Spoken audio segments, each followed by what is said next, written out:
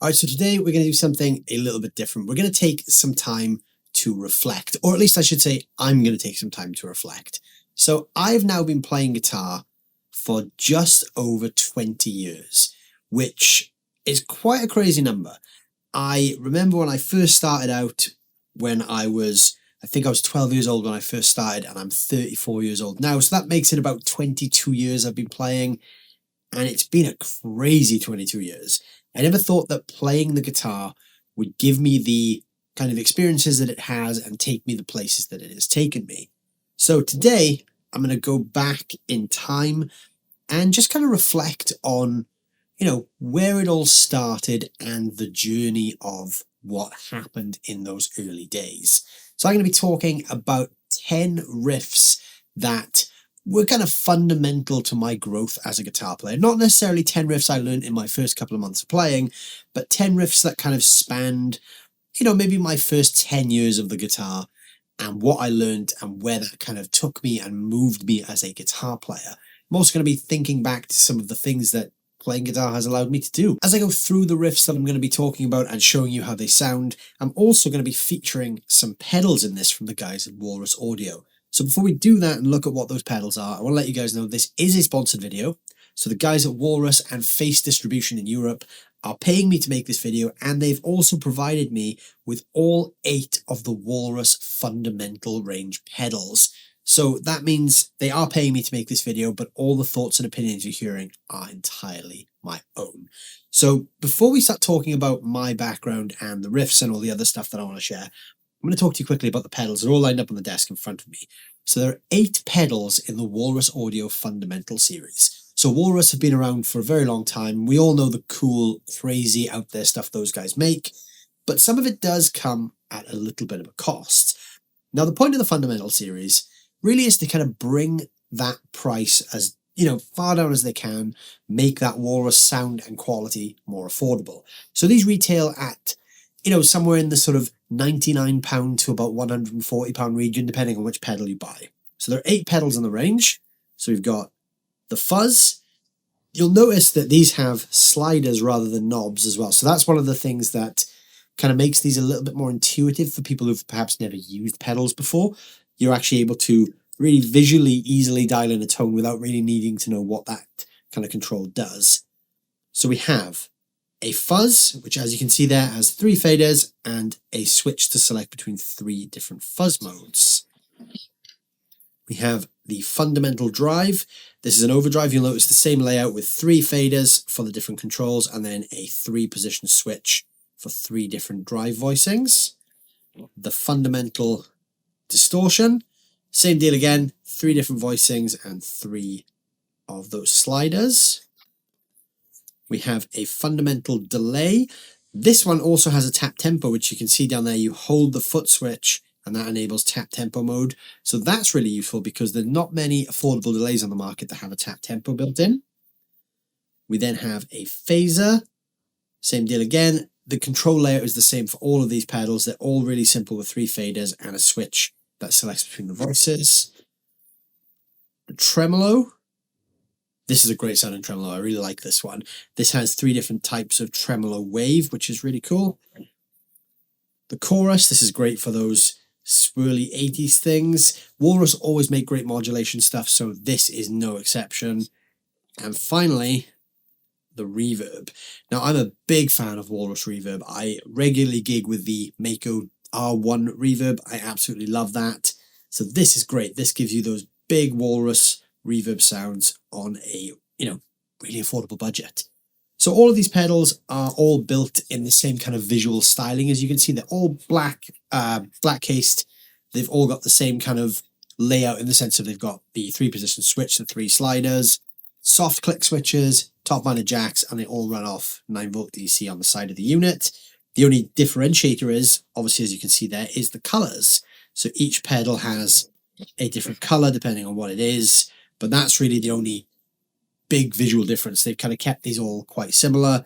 That obviously helps with the cost, keeping the cost down as well, but they are still built like tanks. They're still Walrus pedals. They're still built to those incredibly high standards, but cutting a few of those corners allowed them to bring those prices down and make them more affordable. So the other gear you're going to hear in this video is the Blackstar Studio 10 6L6, which is running completely clean, and that's going via the 2 Notes Torpedo Captor X straight into my DAW. So I'm going to be using different combinations of the pedals just to dial in, not the exact tone, but similar tones to the riffs I talk about. And I'm going to be throwing a few different guitars in and out of the mix as well.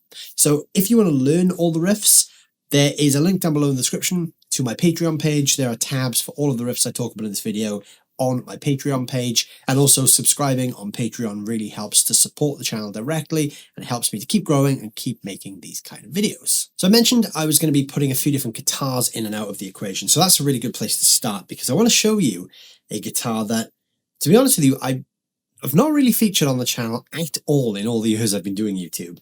But this is probably my most sentimental guitar. And it's this.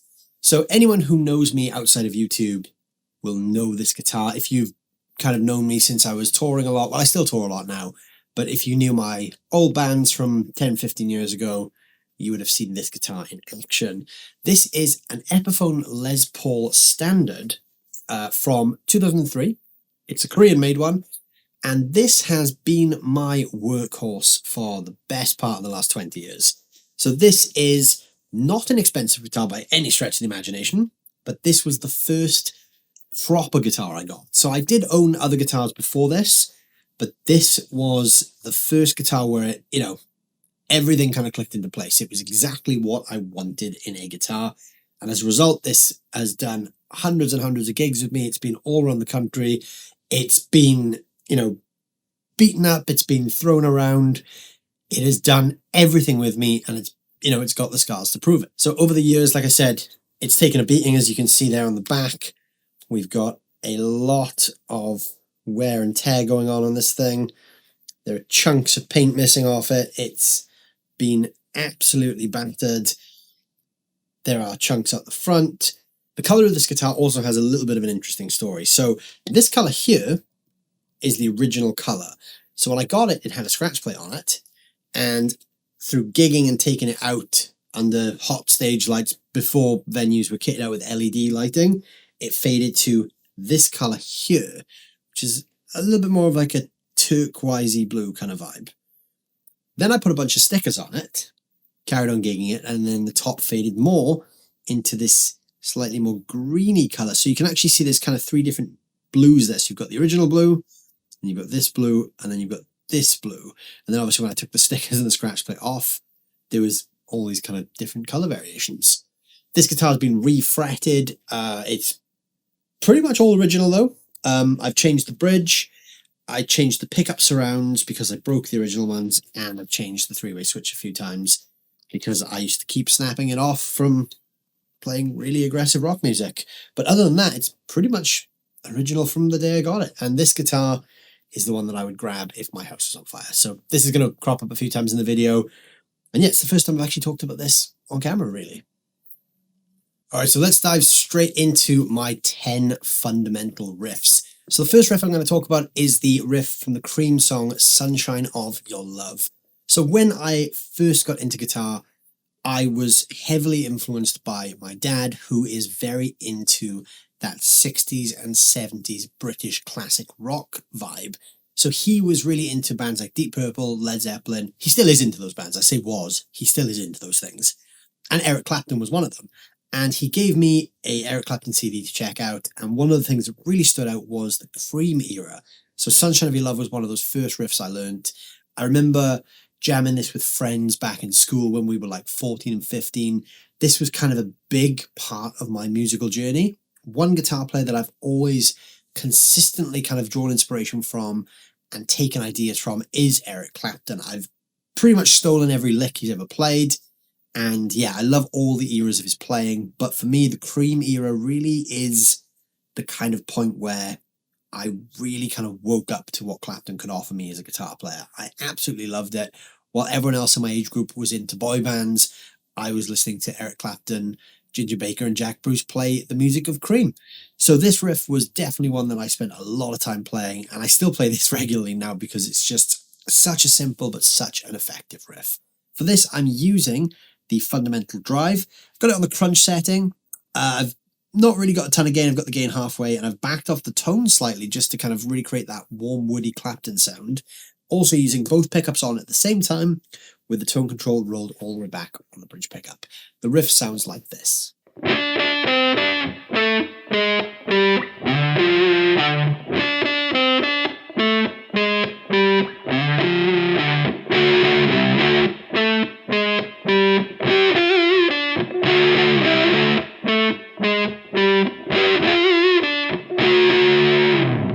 The second riff I'm going to talk about is the intro riff from Metallica's Enter Sandman.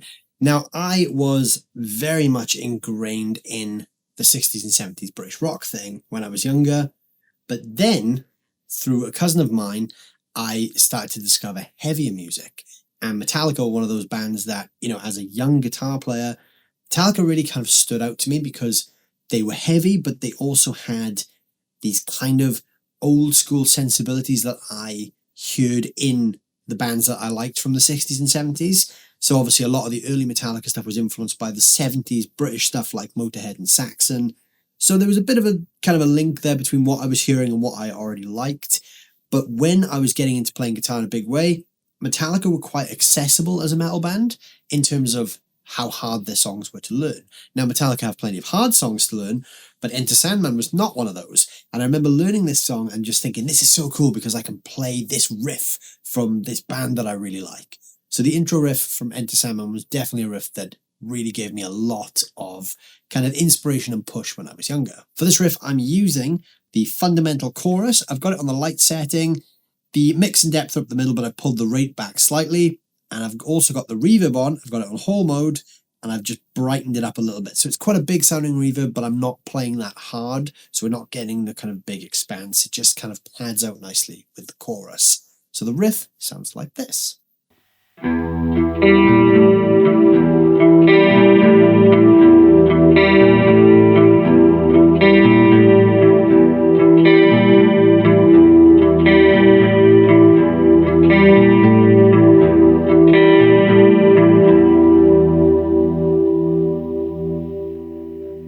The third riff I'm going to talk about is Satisfaction by the Stones. Now, when I got into the Stones, that was like a big explosion moment because to me, they were like the real deal. I was into the more kind of bluesy playing guys like Clapton and Hendrix and even early Zeppelin. But when I heard the Stones for the first time, that was like a big deal because that was like a combination of the British blues playing that I loved, coupled with great songs, coupled with the kind of attitude and almost like I don't care kind of vibe of Keith Richards. So that obviously as a teenager, that really kind of spoke to me, and yeah, I really got into the Stones in a big way. Satisfaction was a great riff. I remember when I learned this, I was just so excited that I could play a riff that Keith Richards could play. It was probably the first Stones riff I ever learnt, and Keith Richards is the whole reason that this guitar exists, which is my custom guitar from LT Custom Guitars. My buddy Lewis built this for me, and this is a classic telly to my spec. As you can see, it's got my name on the headstock. This is pretty much a 50s spec Blackguard with a few kind of modern tweaks. I basically said to him, I want you to build me the guitar that Keith Richards would have built for him today. So it's got the huge neck, the big swamp ash body with the classic 50s style pickups, and a couple of extra tweaks under the hood as well, just for more modern playability. So this guitar is going into the fundamental fuzz. Now you can see on this one, I've got everything backed off really, really far. I'm using the mid bump mode, and the gain is pretty much turned off. The volume is backed all the way back because this is a loud pedal. So this is how this riff sounds.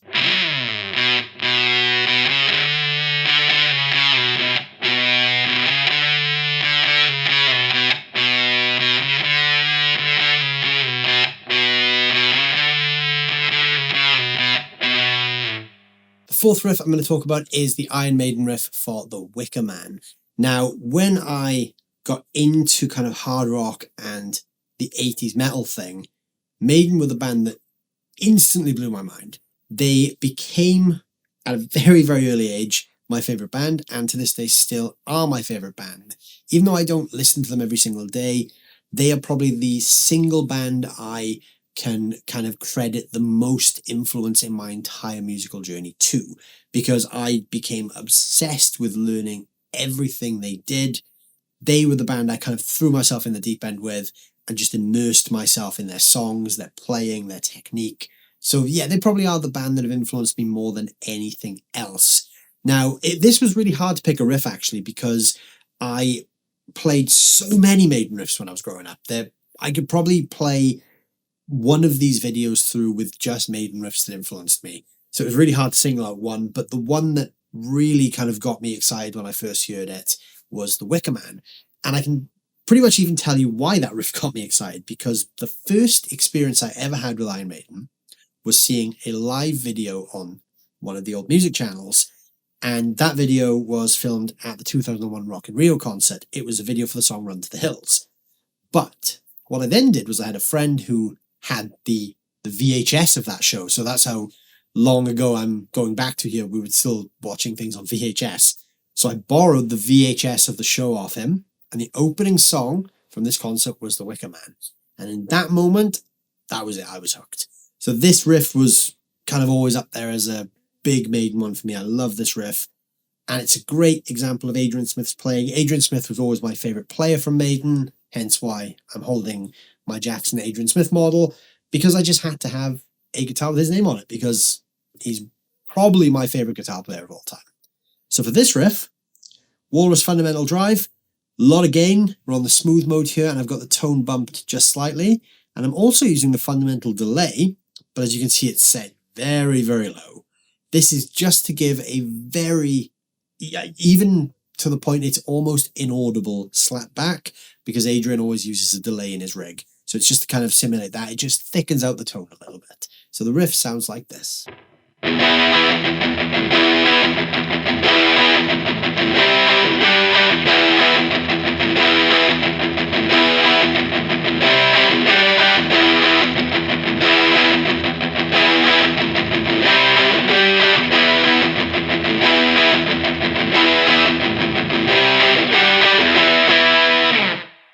Riff number 5 is the riff from Paranoid by Black Sabbath.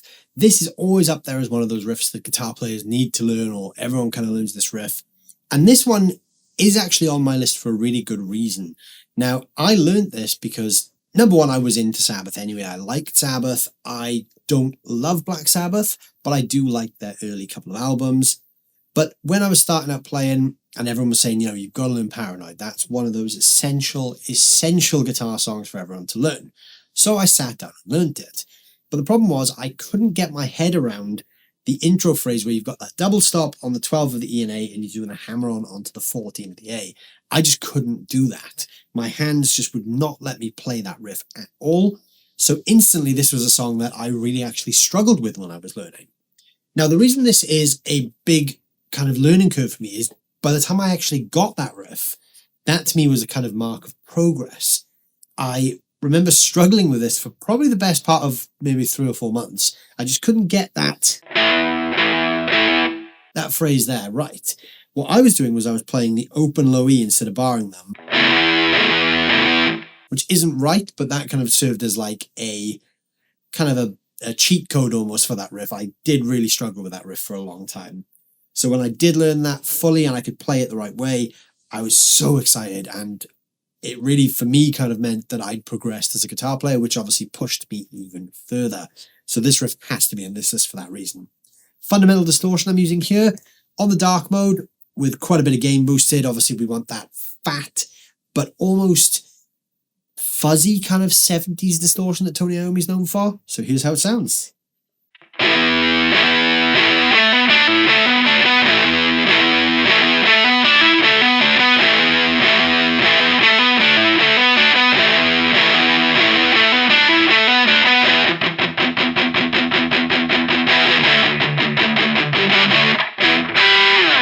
The 6th riff I'm going to talk about is Led Zeppelin's Communication Breakdown. I am a huge Jimmy Page fan. I spent so many hours when I was younger kind of just dissecting his licks and just trying to emulate what he was doing.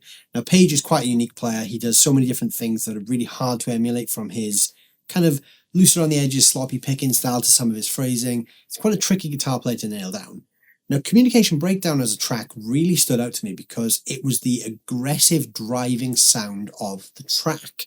Now, I got into Zeppelin right before I got into a lot of 70s punk stuff. Before I got into 70s punk, I was pretty much just into like the British bluesy thing and then the 80s metal. I didn't really have that gap in the middle filled, but this riff kind of bridged that gap for me. This to me is kind of like an early punk riff because this came out in the 60s. So Zeppelin's first album. No one was really doing the punk thing at that point because it was still the 60s. So I think this riff was kind of a precursor to what happened in the 70s with punk. It's a really simple riff, power chords, bar chords, chugged strings with a really bright telly sound. It's the aggression of the track that really kind of caught my attention because Zeppelin's first album is a masterpiece of bluesy rock. But this track is like a 2.5 minute, straight to the point, in your face rock song. So I really, really liked this one when I was growing up. Fundamental drive for this, on the bright setting, everything's pretty much up the middle, but I've got the gain set just above the halfway point just to give it a little bit of a kick. On the bright setting, it's quite clean anyway. So we've got that paired to the bridge pickup of the telly. It's going to be a bright cutting tone, and it sounds like this.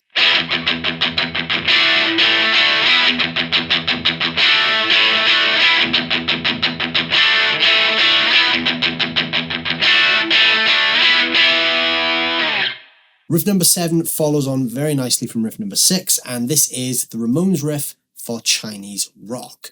Now, Zeppelin, and specifically Communication Breakdown, really opened my eyes to the 70s New York punk sound. Even though the two are probably in some way related, but I mean, Zeppelin weren't a punk band, but perhaps some of those American punk bands took influence from what Zeppelin did. But the riff for Communication Breakdown specifically really just made me think, hey, there's something in this kind of fast, aggressive downpicking thing that I quite like. And then that got me into the Ramones. Now, the obvious riff choice for the Ramones is Blitzkrieg Bop, because that's what everyone learns, which I really liked. But the riff for Chinese rock, that to me was just something completely different. I really liked the sliding power chord thing. That kind of spoke to me as a young guitar player because I could play it. Then there's a lead lick in the intro as well, which I could play. I could actually get my head around how to play that, so that was quite cool. And also there's a link between this song and another band that I love, the New York Dolls. So there's a whole kind of link between the Ramones and Johnny Thunders from the New York Dolls. And it's just, there was a cool story to the song. So that to me really spoke to me. So yeah, this is a riff that I really played a lot when I was younger and still play a lot now. And I'm playing that riff on this Harley Benton MR Modern, which is kind of like a Mosrite type guitar. Johnny Ramone obviously played Mosrite style guitars quite a lot, so this is quite an appropriate guitar for this song. I'm using the fundamental drive once more, this time on the crunch setting. The gain is back in the middle, but the tone is boosted slightly just to give it a little bit of cut. Here's how the riff sounds.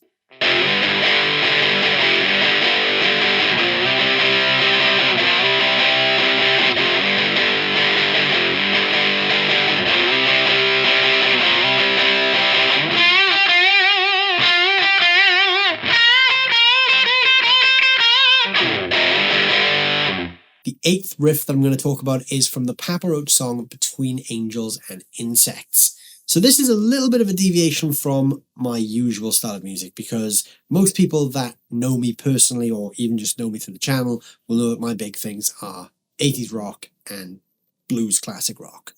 But when I was younger, I was incredibly into nu metal because bands like Papa Roach, Linkin Park, Limp Bizkit, Korn, these were all bands that were coming out as I was kind of growing up and discovering music myself. So I had the classic rock influence from my dad and the more 80s and traditional metal influence from my cousin.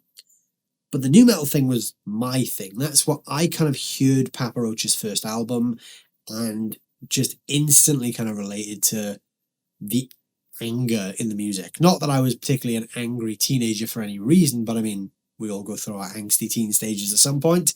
So for me, I kind of had my angsty teen stage in the nu metal era. So Papa Roach were and still are a band that I absolutely love. That first album always had such a big impact on me. And this riff was one of my introductions to drop D tuning. So I'm playing my Shergold Provocateur, which is in drop D tuning, as you can imagine. And I'm using the fundamental distortion for this. I've got the silicon set and engaged, so this gives it a nice kind of raspy sound, and all three of the sliders are just back a little bit from the center position. The riff sounds like this.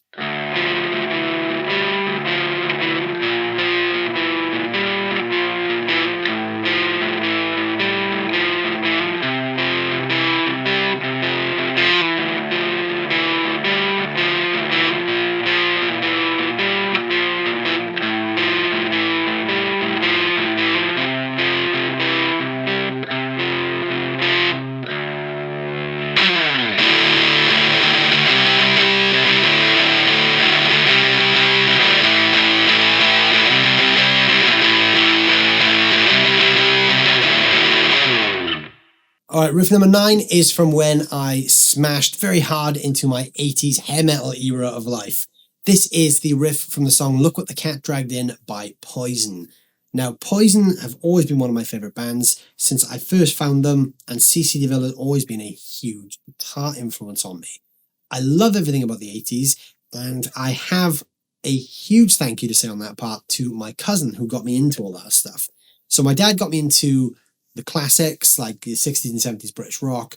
I discovered the new metal thing on my own because that was my kind of generation's music, I guess. And then my cousin started throwing all the 80s hair metal stuff at me. It's like, hey, here's Poison, here's Faster Pussycat, here's Rat, Cinderella, LA Guns, and all these bands that, for me, then kind of took over everything.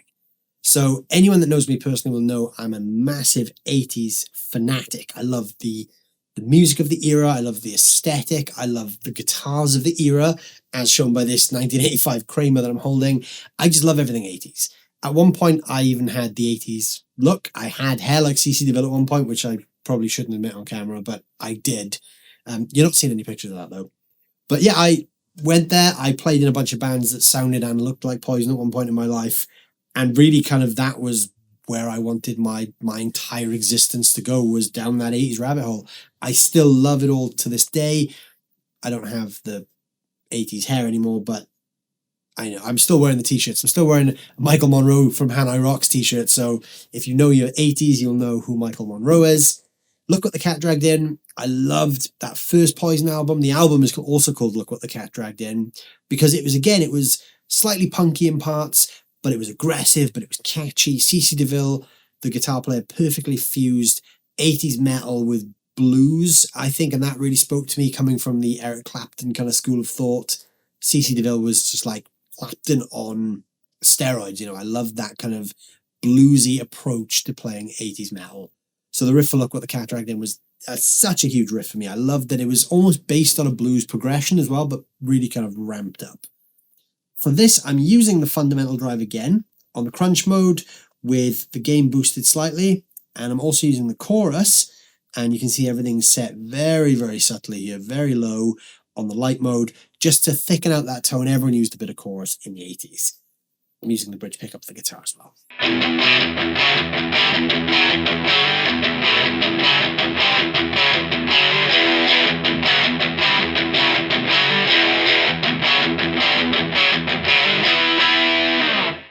And finally, riff number 10 is the Kiss track Black Diamond. Again, like Poison, Kiss were a band that just instantly captivated me when I was into my 80s thing. I still am into my 80s thing. I don't know why I say was into my 80s thing. I'm probably worse these days, if anything. But Kiss for me were the epitome, other than Poison, of what the 1980s and late 70s was really about. This is actually an early Kiss track from the 70s, but I loved it's the aesthetic, it's the show, it's the over-the-top everything that I love about Kiss. In the same way that I love that the 80s is very over-the-top as well.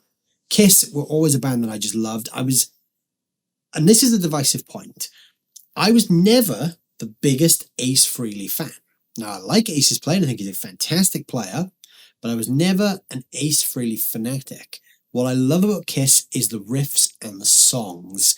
I love the big catchy songs, the big choruses, the great riffs. That for me is what Kiss really is about. I love the guitar solos. I think Ace is an insanely good player, but I was never a disciple of the Ace Frehley guitar school. When I was growing up and, going through my big 80s thing and really wanting to be a rock star, I really wanted to be Paul Stanley. So I think out of anyone in Kiss, I would definitely be Paul Stanley if I ever had the choice. But yeah, the riff for Black Diamond, I love. The original is tuned to E flat, but I'm just playing it in standard tuning on this Stanford Crossroad Marquee, which is kind of like a 50s, 60s style Les Paul tone.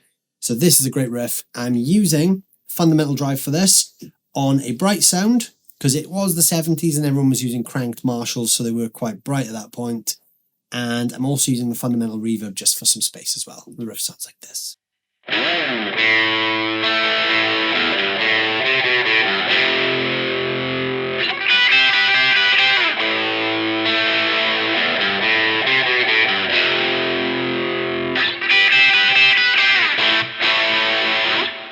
Even though we've come to the end of the list of 10, I need to throw in one more, technically 3 more riffs that are all encased in the same song, because this is also something that I have to talk about. And that is the song Last Child by Aerosmith. So you can consider this my bonus fundamental riff, if you will. So this one I love for a few different reasons. I love the intro. It's kind of ominous sounding. It sets the mood with these kind of creepy sounding chords. Then it goes into a disgusting Joe Perry style groove, which I love. And that then goes into another disgusting Joe Perry style groove, which I love. So there's kind of 3 riffs in this. It's the intro riff followed by the 2 riffs that kind of follow that. I just love this song. Joe Perry was a huge influence on me as a player. I love that, kind of loose around the edges approach that Joe has, in the kind of same way that Jimmy Page is also quite loose and, for lack of a better term, sloppy, but that works really well with the attitude that they kind of put across in their music. So for this one, I'm using the Stanford Guitars Crossroad Marquee once more. It's in standard tuning, but the original version of this track is tuned half step down. I'm using the fundamental distortion for this on the dark mode. Not much gain here, we're just kind of going for that 70s crunchy distortion sound. And I'm also using the fundamental phaser here on the light mode. Everything just straight up the middle for that, just to kind of recreate the swirliness of the intro. So the intro goes like this.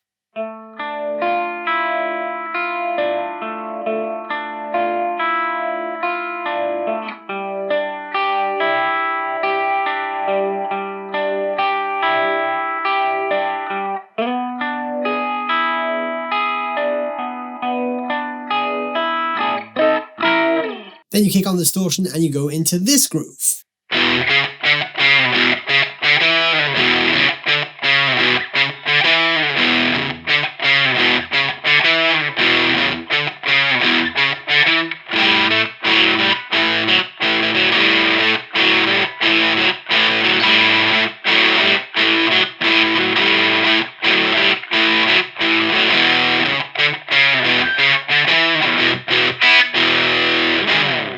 So there you go, there are my 10 plus 1 riffs that really kind of inspired me and held me as a guitar player when I was starting out on my journey. Like I said at the start of the video, these aren't things that I learned in the first week of playing. These are kind of the span of the first 10 years of my musical career, from, navigating the seas, as it were, of being a bedroom player at home, learning these things, through to putting bands together, going out on tour, and just basically learning how to function as a guitar player out there in the real world.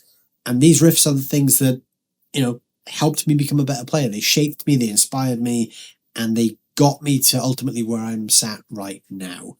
So I'll always be thankful for the musical upbringing I've had with all of these riffs and all these things that I had available to me. I am a huge music fan first and foremost, so I still love all these things today, and I love that they gave me that inspiration to push myself into a career in music. Now, when I was starting out, I always wanted to be a rock star. I wanted to spend my life on the road. Obviously, we didn't make it as a rock star. The band didn't get the multi-million-pound record deal that we were hoping for, purely because we didn't know that that didn't exist in the industry anymore unless you're a absolutely massive megastar. But what it did teach me is how to have a career in music. So even though there was a lot of ups and downs through that road, I'm very thankful for the things that I've learned and the places that I've been because of music. And these riffs are, like I said, the things that inspired me to chase that path.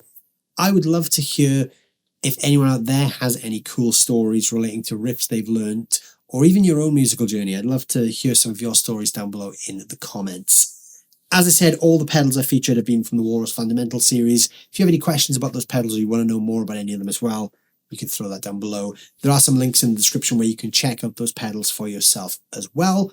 And like I said, if you want the tabs for any of these riffs, you can hit the support me on Patreon link down below in the description. Like I said at the start of the video, supporting me on Patreon does massively help me because it directly supports the channel and it helps me to keep making videos like this and keep growing and keep evolving. These days, I'm pretty much full-time with YouTube other than when I'm on the road playing gigs. So when I'm not on the road playing gigs, I'm literally sat in this chair making videos for you guys. So if you guys want to support me in any way, that is massively, massively appreciated. Thank you all so much for watching. Let me know what you thought down below in the comments. And I hope you've enjoyed this little deep dive into where I came from as a musician and a little bit about my background. Thank you guys so much, and I'll see you very soon.